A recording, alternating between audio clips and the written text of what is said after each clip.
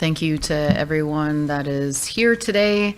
I just want to say thank you to the leadership that is here today as well.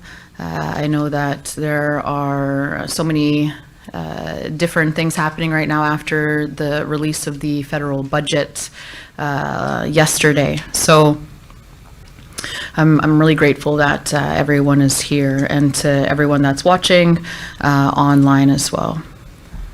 So today's press conference is in response to the federal budget that was released yesterday.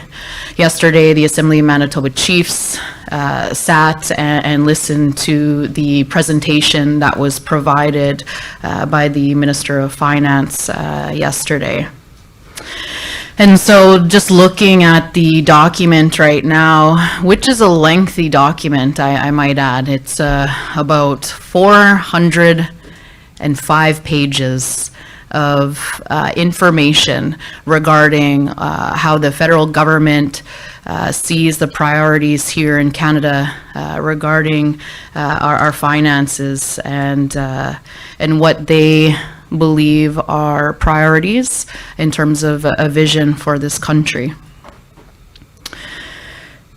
When you think about First Nations, being the first peoples of the land and what we know as Canada now. We have been here since time immemorial, and we've been a part of many of our trade routes and economies as First Nations people, as Indigenous people. And so we've had the original trade in this land, and we've been a part of the foundation of this country based off of the treaties that were signed with the Crown. And so right now what we see continually every year is the federal government continues to make decisions for First Nations without the involvement or the participation of First Nations leadership. The money that the federal government receives does come from the resources of First Nations lands and territories. The federal government benefits from the resources that they access and financially benefit and receive from the lands of First Nations people. We have different treaty areas across this country. We have different nations that are represented across this country. When you look at a map of Canada, it is represented by First Nations people across this country, Indigenous people. So right now we are dealing with a budget, and I'm going to be completely honest here, doesn't make a lot of sense. It doesn't make a lot of sense, and what I did see was a lot of zeros on this budget. And I was trying to understand, and we continue to actually review and evaluate, what is the impact to First Nations with this budget? What is the impact at the local level? And I'm glad that the leadership will be talking today about some of those needs, because we do have time to amend this budget in response to what our First Nations leadership are saying. And Canada needs to recognize and respect that, because currently the way that the system is set up is that Canada, like I had said, receives the resources from First Nations lands and territories and ancestral lands.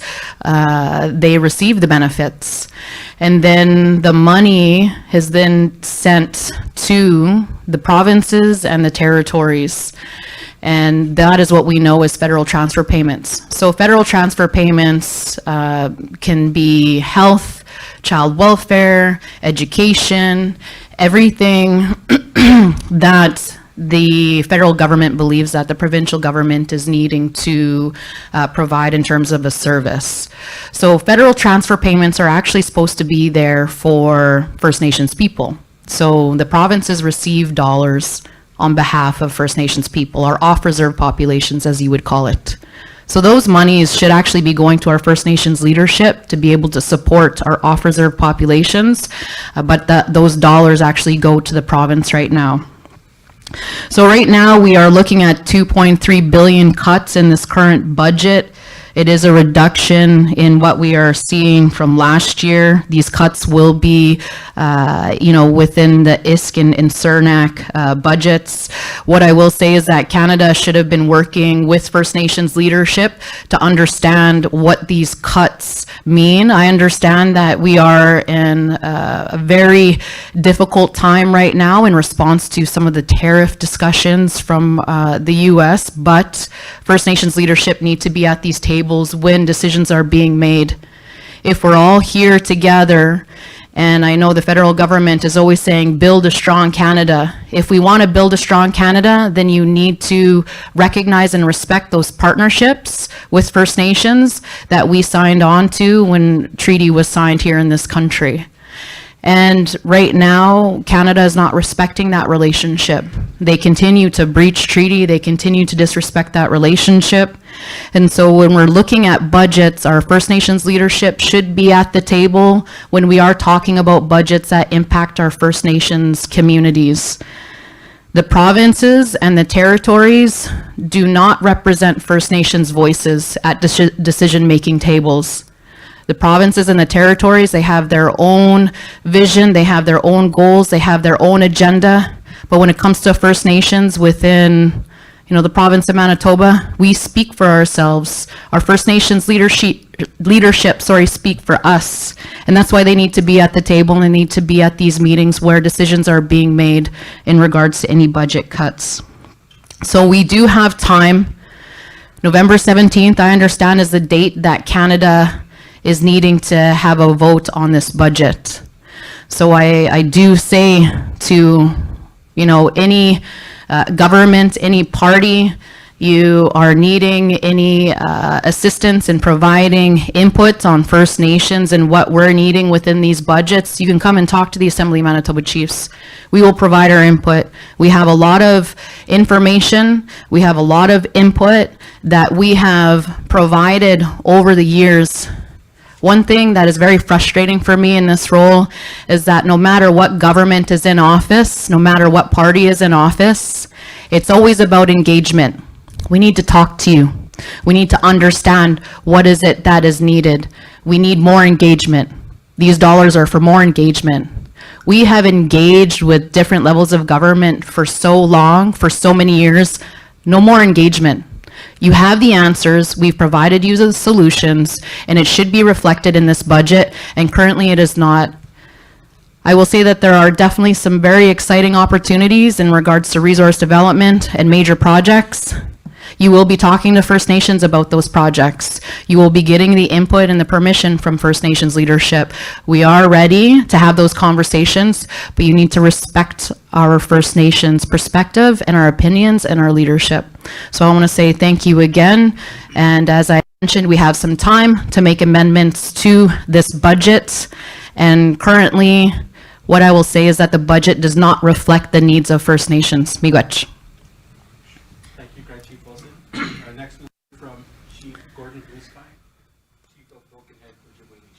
Miigwech.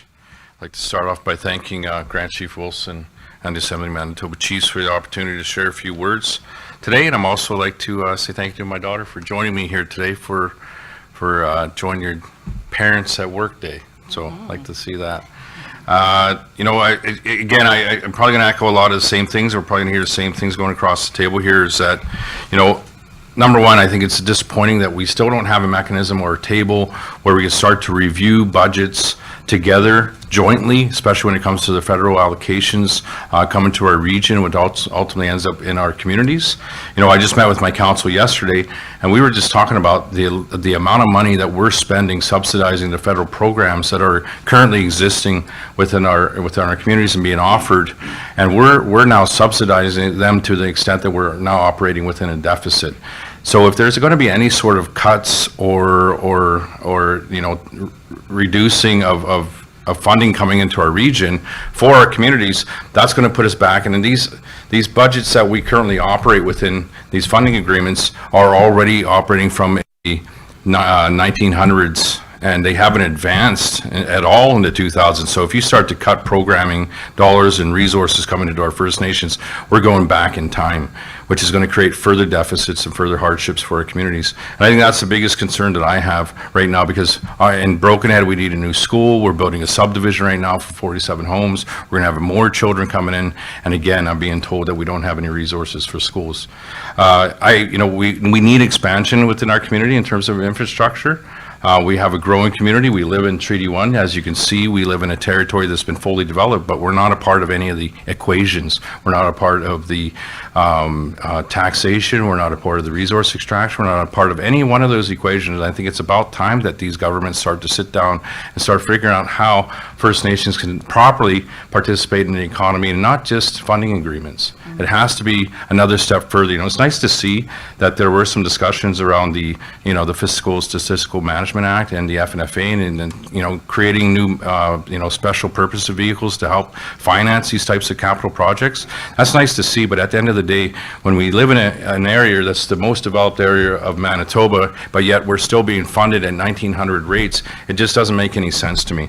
So I know I have a lot of issues when it comes to the funding that we currently receive, but at the same time, we have obligations like Jordan's Principle that has been gutted. We have the CHRT 41 that has been, nothing but roadblocks our communities. And I have to give credit to my staff. They do a lot of great work. They push really hard, but we're being faced with roadblocks and no moving forward. So I know a lot of those things are going to be impacted by these conversations that we've been having. So I just need to understand where it is we're going. In reconciliation, we talk about it, and I hear that pretty near on an everyday basis, and I hear conversations about land acknowledgements and so on and so forth, but they're not acknowledging the fact that we're not only behind times, but at the same time, we're not even at the table when it comes to making decisions related to budgets that directly impact our communities. So I think it's about time that Canada gets us to that table. We need to start developing a formula that acknowledges our officer populations.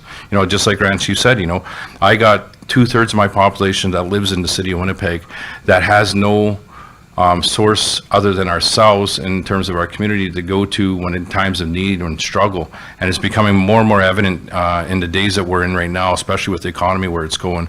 I think about the discussions that are happening now on the federal and provincial level in terms of, the impacts to the economy. And they're talking about a representative from south of the border, but yet we live in a country right now that excludes us, and it has been impacting our economy and impacting our well-being for well over 100 years. So it's something that we need to sit down and start to discuss how we, make a path forward and start looking at how working together with First Nations is a part of the direction that this government's going to go. Because if we don't take a path together, then we're going to be going backwards. Which. Thank you, Chief Eastside. Next.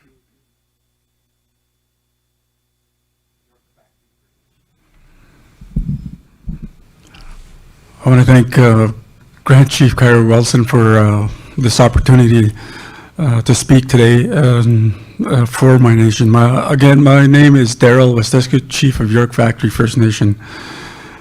A proud Treaty 5 whose land, nation whose lands and water long sustained Manitoba's growth and prosperity.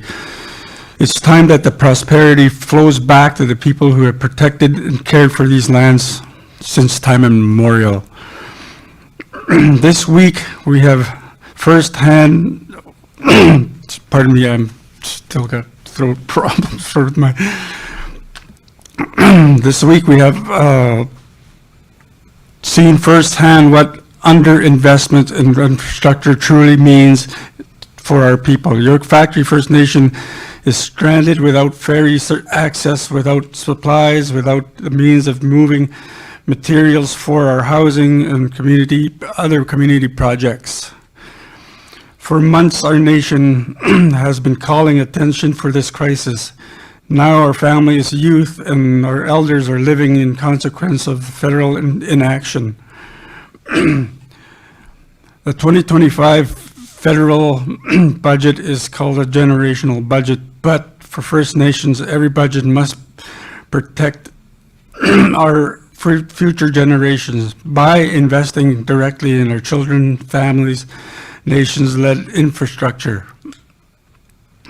This budget leaves our nations to struggle with broken roads, unsafe water, failing system. York Factory's crisis is not a one-off. It's a symptom of decades of fiscal restraint and neglect. When Canada delays infrastructure and climate funding, communities like ours pay the price. This is why the Assembly of Manitoba Chiefs is calling for a $2.5 billion Manitoba First Nation infrastructure and housing funding, so decisions are made by us, not about us. The federal government continues to treat evacuations as only emergency response model, but our people deserve better than displacement. We need First Nations-led emergency operations based in the north, equipped with air support, supported by safe, climate-resilient shelters. This budget truly supports climate resilience. Our people wouldn't be stranded by drought, water mismanagement, and hydro dams. York Factory is a treaty nation. Manitoba Hydro's decision must not come at the expense of treaty rights. We need to share governance over our lands and waters, as the budget promises but fails to deliver. Our treaties are not symbolic. They are foundations of our country's prosperity. Respecting those agreements means giving First Nations an authority and resource to manage our own infrastructure and environment. I join AMC in calling for dedicated funding for First Nations-led emergency management, federal oversight and partnership in hydro-affected regions, a treaty-based fiscal table where the voice of northern nations are heard, and a long-term investment that links environmental protection with environmental opportunity. Our people have lived along these rivers for generations. We know the water, we know the winds, we know how to sustain life here. The future of this country depends on listening to people who still know how to live with the land and not just off it. When Canada talks about nation building, it must start with rebuilding trust through treaty, through respect, and through action.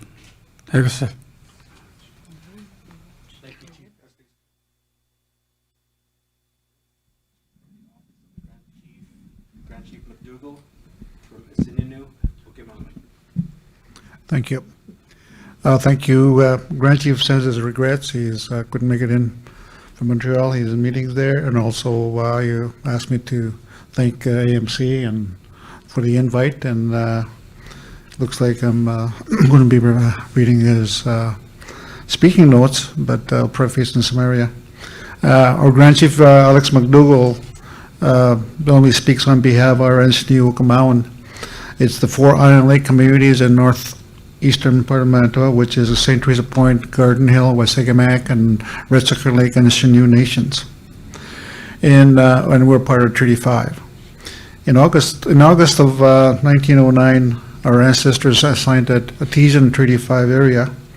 It is a signature, not only represents merely an agreement to share lands, but a covenant between sovereign nations.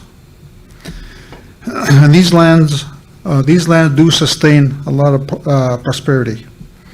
Our territory contains resource of immeasurable value, timber, minerals, waters, everything we need, but while our economies are still in a state of poverty.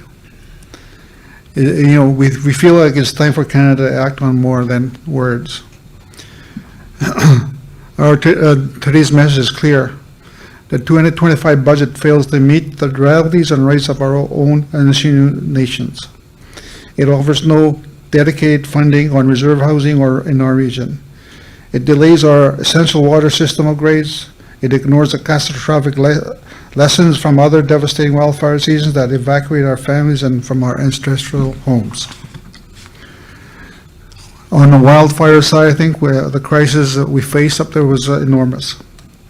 In 2025 in July, Garden Hill First Nation was placed on mandatory evacuation order, affecting 4,588 residents, including the most vulnerable of our elders. And this evacuation isn't an anomaly. It was also part of Manitoba's worst wildfire season. In 30 years of electronic records, over 1 million hectares burned in as of July 8, 2028. That's 10 times higher than the 20-year average of 94,000. Our families have been displaced for weeks. Elders separated from their medicines and support systems. Children's education was disrupted. Businesses were shuttered. The few businesses that we do have. And what did Budget 25 provide? No dedicated funding for First Nation-led emergency management. Only temporary reactive measures like leased water bombers that came after the damage was done. The balance also has a spending imbalance. In 2022, Canada's Auditor General revealed damning statistic of 646 million wildfire response, only yet 182 million prevention. This is a failure in the government's part.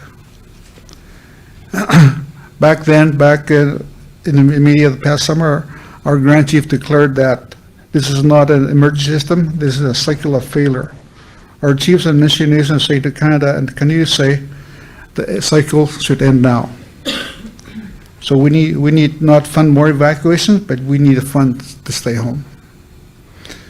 So the demand for Indigenous nations and Ogamound, and also includes all our First Nations in Northern Manitoba, calling for $400 million over 5 years to establish First Nations Emergency Operations Center in Manitoba, with dedicated funding for First Nations-led emergency management, fire prevention, infrastructure, and community preparedness systems.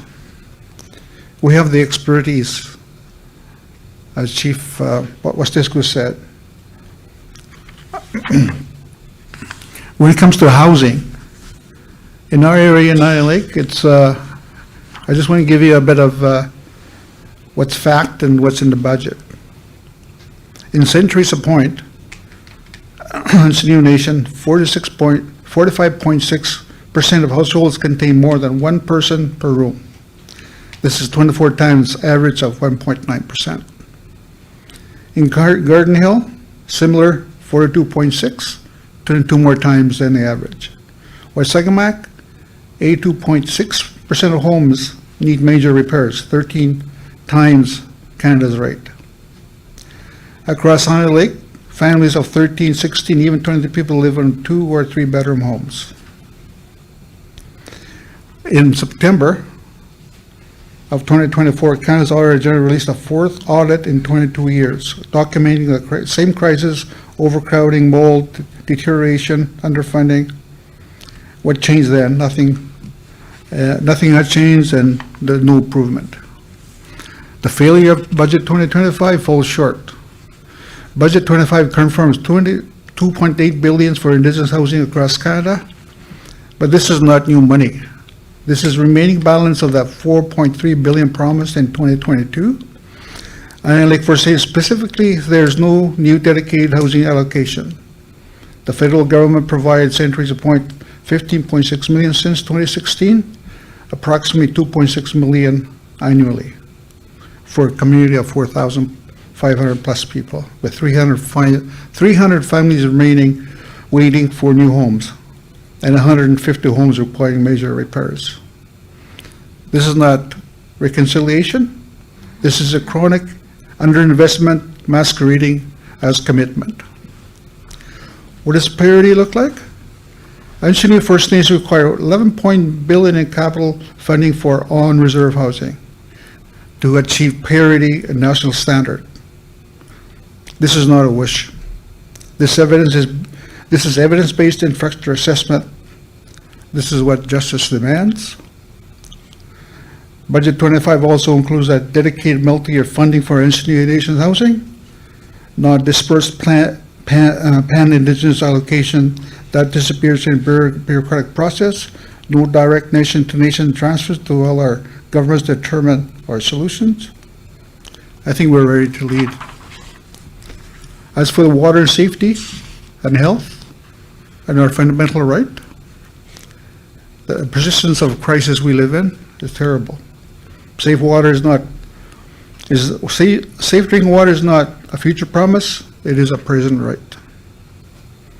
Our water systems are aging, adversaries persist, our bridging budget is insufficient, contamination in homes, cisterns remain dangerously high at all times.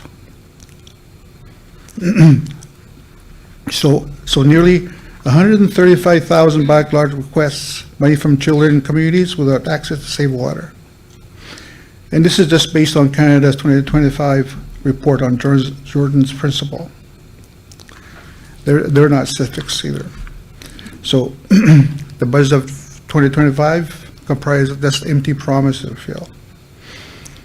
In 2025, budget 25 proposed $2.3 billion over 3 years starting 2026 to renew First Nations water and wastewater enhanced program. But there is a critical failure. This funding is delayed until 2026-27. And those are bureaucratic timelines again. Furthermore, the budget does not address the regulatory gaps that leaves First Nations without same legal protection for safe drinking water that other Canadians enjoy. While provinces regulate drinking water off reserve, First Nations fall under federal jurisdiction. The federal government has yet to implement comprehensive water quality and regulations specifically for reserves.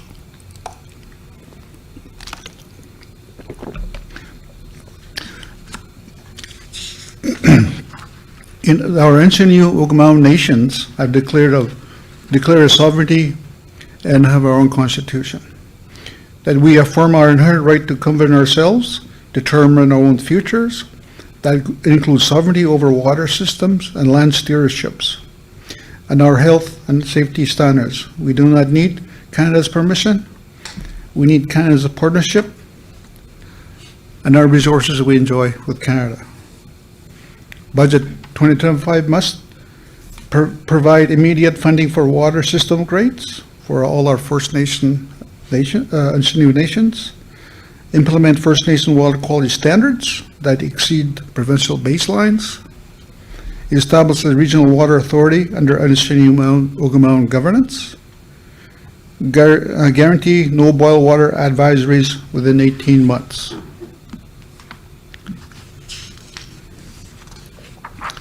We also have a backlog under our Jordan's principle. Our children are in crisis. As of February 2025, Jordan's principle had nearly 135,000 backlog requests nationally. Children are waiting sometimes more than a year for health services, educational support, and disability services that are legally mandated.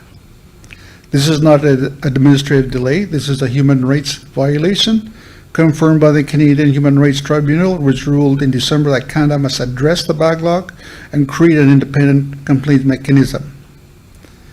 What children need is what the Budget 25 ignored.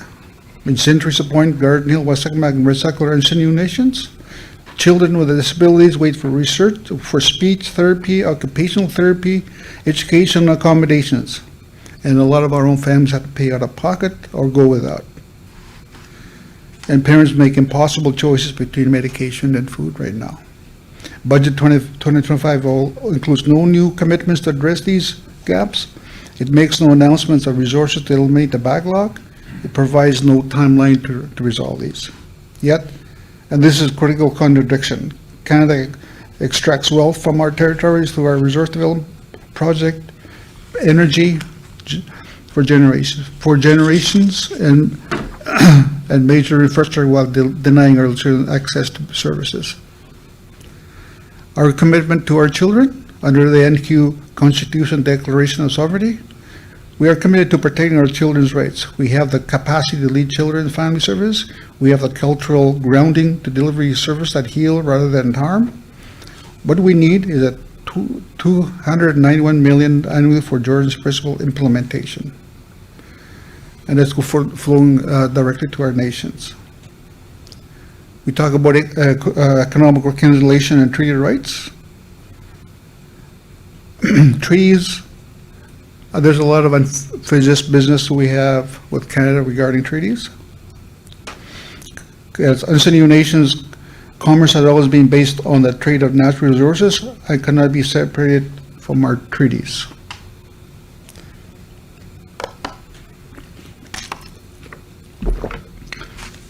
This is foundational. Our economies have always been tied to the land. Our territories contain forests, minerals, water, energy, and biodiversity that sustain not only nations but regional and national economies. In 1909, we signed the Artesian Treaty 5 in 2025. That treaty remains unfinished. And we need to finish that up.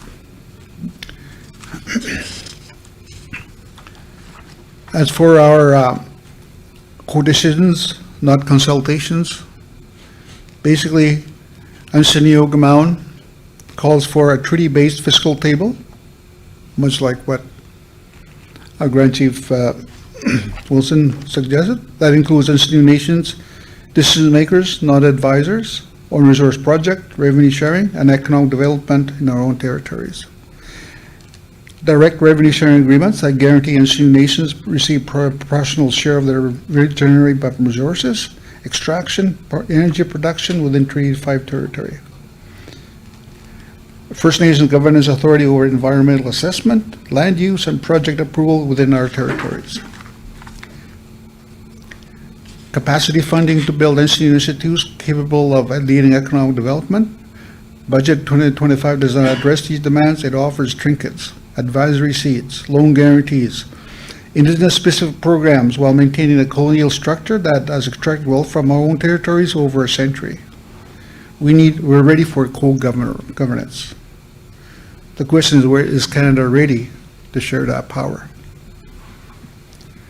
The Anishinaabe and its First Nations stand with Kyra Wilson, the Assembly of Manitoba Chiefs, along with the other six remaining First Nations of Manitoba, which would be the other remaining 59, demanding $35 billion annually for reconciliation, self-government, health transformation, housing, education, and economic development in Manitoba First Nation. Transformation for the federal fiscal relationship so that funding flows directly from Canada First Nations governments north through the province of Manitoba. A First Nations-led approach to all policy programs, service delivery, and affecting our citizens. Honoring of treaty obligations through nation-to-nation negotiation and revenue sharing. In 2025 federal budget falls catastrophically short. It revenues at 2% cut to Indigenous Service Canada and Crown Indigenous relations. Even as Canada seeks First Nations cooperation on major projects and threatens our land. This is not a partnership at all. As for the Ansanio nations and our sovereign self-determination, in 2019, the four Island communities signed the Ansanio Declaration of Sovereignty. This is what did it for ourselves. In 2024, 22 Ansanio nations across Manitoba and Ontario gathered in Winnipeg, formally adopting the name Ansanio. For those of you what Ansanio means, it's to replace that colonial designation of Oja Cree, asserting our distinct identity and rejecting centuries of miscategorization. Grand Chief Scott Harper declared, "We are not Oja Cree, we are the Ansanio Nation. It is a time to dispel the settlers' description that have long misrepresented our people." So what does that mean for federal relationships? Our sovereignty is not contingent on Canada's recognition. It is inherent. It is ancestral. It is a reflection of our own Constitution declaration. However, Canada's treaty obligations flow from that sovereignty. Canada signed treaties with nations, not dependent peoples, but governing entities within our territorial authority and self-determined rights. Budget 25 must reflect this reality. Funding must flow to sovereign and new nations. Policy must be developed through nation-to-nation negotiation. Consultation must be replaced with co-governance. In closing, today's federal budget speaks language of reconciliation while delivering the substance of colonialism. It commits to partnerships while cutting program funding. It acknowledges First Nation sovereignty while excluding us from decision-making. This has to end now. National Mom does not ask for Canada's charity. We demand Canada's honesty. Also, immediate dedicating funding for emergency management, housing, water system, direct transfer payments, revenue sharing and co-governance, elimination of jars of backlog, recognition of our Declaration of Sovereignty. Canada has extracted wealth from our territories for over 160 years. We ask for parity, partnership, and justice. With that, I thank you for listening. Thank you, Darcy. Yep. We'll now open the floor for questions.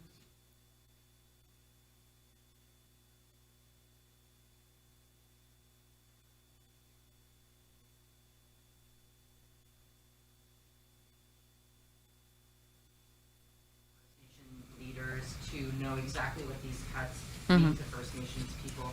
I'm wondering, can you expand on that? What do these cuts mean or lack of investments mean? Well, just looking at the budget in the last 12 hours, 24 hours, as I'd mentioned, 400 pages of information. And when you're looking at the budget in itself, the numbers and the distinction for First Nations or the impact to First Nations is not clear in the budget, and so some of the budgetary items, like for First Nations, infrastructure is looped into provincial and territorial infrastructure budgets, and I believe that there needs to be a distinction there, given that we have a treaty partnership with the Crown, in which that is the very foundation of this country. There was a lot of overlap within the budget that, as I had mentioned, is very hard to differentiate between, where resources have been reallocated, because I know that they're talking about savings, quote unquote, but what you can call it is budget cuts. You can pretty the words up and make it sound great, but we're looking at a decrease in funding in certain programs and services. It may not be outlined very clearly, but given the fact that they were asking departments across the board to actually decrease funding and find savings within specific departments, so. Thank you. Grand Chief or any of the leaders at the table, Metro Red goes with City News Winnipeg. Just in terms of left out, I just going through a lot of pages, but I didn't see any mention of the reconciliation call to action for any missing murdered Indigenous women and Two-Spirit Girls programs in the budget. Is that something that could be a problem, or was hoping to see something in it? Does anyone, I can speak to it? No, we were discussing this as well. We got our on reserve in our community budgets that our nations really do rely on, but we also discussed about our own source that we're using to offset these programs. But it's still there's still a whole slew of issues that are unaddressed and silent within this budget, including the items that you referenced there in terms of missing and murdered. We have a whole equity, a gap in between our economies and the external economies. Like I stated before, if there's going to be any steps that I would like to see within Treaty 1, which is, I get the opportunity to represent as a spokesperson, is that Treaty 1 starts to be included in terms of the equations like tax regimes, like resource extraction, like all these things and developments that are happening within our territory. Absent of that, we're always going to be reliant on a budget that we're not a part of developing. So on top of all the issues that we have in terms of on-reserve funding, off-reserve funding, we're still having our children being taken at an alarming rate. We still have our woman going missing with no follow-up, no asking where they went. You know, keep on seeing, and I don't want to dwell on this too much, but, you know, I see a lot of focus on hunting, for example, you know, where they can do investigations to find out where a treaty hunter killed a moose, trace it all the way back to their home, and a lot of DNA and all those types of things that are happening. But our women, thousands of them missing, no investigation like that. But we can find a treaty hunter doing something, quote, illegally. So for me, it's like there's a whole bunch of things. First Nation policing is another big one. You know, all of our communities that I get an opportunity to sit with and work with have been saying we need some policing here. The RCMP doesn't show up. So there's a lot of absent parts to this bill, or the budget, and I understand the situation that I believe that has been trying to be promoted to us, but we've been in this situation for far longer than Donald Trump's term. And I guess just speaking on First Nation policing, they did add a budget for 1,000 RCMP members, like you're saying. That's not what we want to see focused on. You know, what do we need for First Nation? Like, do you believe some of that funding should have been split, or do you feel at this point, you know, First Nations policing should have been the focus instead of more RCMP officers? I for one, and can say from firsthand experience, having a Manitoba First Nation police service in my community that's culturally sensitive and understanding of the realities of my members is definitely a better policing service than any other service that I've seen offered in or around our communities. So I think that's something that needs to be prioritized outside of a First Nation safety officer program, because we're dealing with some really extreme situations. You know, the city, the province, and so on have all these extra resources to battle drugs, to battle crime, to battle all these things. We have all those issues, especially down here in our southern communities, with no resources in some cases. So I think that's got to be a priority area, and it should have been a priority area in this budget. I guess just lastly, in terms of Jordan's principle on this, like you're saying, you're hoping to see some funding in terms of that. You're covering a lot of funds yourselves. I know here in the province we're $500 million over budget, directly including ISK and children here in our province. Do you feel like with how pressing a matter it is here in Manitoba that should have been something a lot higher up? If anything, obviously it's not really funded at all. Well, Jordan's principle is not a program, it's a ruling. So it is a law that Canada needs to uphold. And so every year there needs to be investment in First Nations children here in this country. And what we've seen here in Manitoba is that the need is very high. We've had the highest requests, the highest backlogs, and as Darcy had mentioned previously, we continue to see those backlogs. And so we need to be investing in First Nations communities, or Canada needs to be investing in that, because they are talking about, you know, the building a stronger Canada. They're talking about you know, resiliency. They're talking about reconciliation. But if you're not upholding the very laws that you're trying to protect in this country, it doesn't make any sense to me, especially when, you know, Canada had asked previously, I would say probably about 3 years ago, they had asked First Nations leadership to come up with a list of infrastructure needs within their First Nations community. And they talked about closing the infrastructure gap by 2030. And there is a number that has been attached to that. And the number, just looking at my notes here, is about $350 billion that needs to be invested in First Nations infrastructure. These are community needs and community requests that have come directly from First Nations. And so what I also did see in the budget as well is that they are, and when I say they, Canada is investing in infrastructure for provincial and territorial needs. That was the focus. So how is it that there's a bilateral table in terms of investing and partnerships, but where is First Nations at the table when it comes to decision making on these budgets? This country is based off of treaty signing and treaty making, and we as First Nations are going to be at the table. And if Canada doesn't recognize that, they will continue to see legal challenges across this country, and they will be in a bigger deficit than what they are today. I guess just for the amendments that were spoken about, is there any, you know, process of sending these complaints to the government? I know, you know, the whole point is you wanted to communicate when this was happening, but are you going to be pushing forward any of these problems to hope for an amendment later on? Yeah, definitely we'll be asking for that feedback from our leadership once we provide, an overview and a summary of this budget to the leadership here in the region. As we know, our First Nations leadership are dealing with crises every single day, and so, we will be giving our leadership that time to respond to what they are seeing in the budget. That's it. All right. Thank you so much. Thank you, leadership and members of leadership for your time and questions today. Do you want to do a following?